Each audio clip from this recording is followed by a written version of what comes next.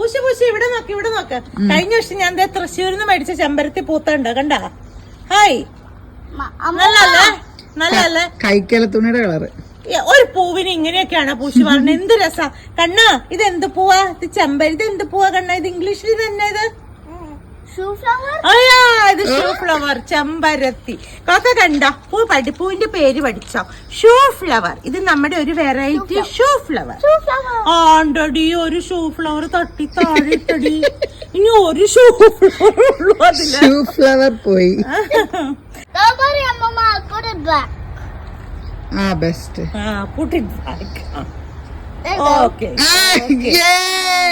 Now it's stuck here forever. Kanna. Yes. You are a genius. Yes. And fall down. അത്രയും genius ആണെങ്കിൽ പെങ്ങളെ അങ്ങ് ചുമന്നോ. പെങ്ങളെ ചുമന്നോ.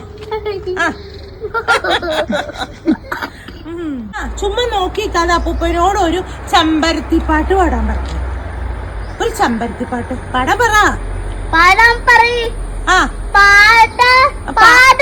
പാട്. ചെമ്പരത്തി പൂവേ ചൊല്ലൂ ദേവനെ നീ കണ്ടോ, അമ്പലത്തിരിന്നല്ലയോ സ്വർണരഥഘോഷം. ചെമ്പരത്തി പൂവേ ചൊല്ലൂ ദേവനെ കണ്ടോ, അവന്റെ അപ്പൂപ്പന് എന്ത് പാടിയാലും നല്ലതാ. യേശുദാസാണോ അപ്പൂപ്പനാണോ നല്ലതെന്ന് ചോദിച്ചാൽ അവൻ പറയാം അപ്പൂപ്പൻ. കാരണം യേശുദാസാണോ അപ്പൂപ്പനാണോ ബെസ്റ്റ് സിംഗർ? അപ്പൂപ്പ. നാളെ എന്നോടും പറഞ്ഞു. നീ വന്നടാ.